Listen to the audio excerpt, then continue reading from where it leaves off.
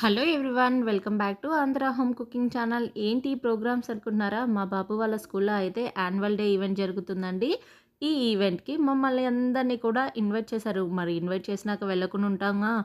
వెళ్తాం కదా! వెళ్ళాకే ఇక్కడ డాన్సు, ఇక్కడ జనాల్ని చూసి నేనైతే షాక్ అయిపోయానండి. నాలాంటి పిచ్చోళ్ళు చాలామంది ఇక్కడ ముందే వచ్చి కూర్చున్నారేంటా అనుకున్నాను.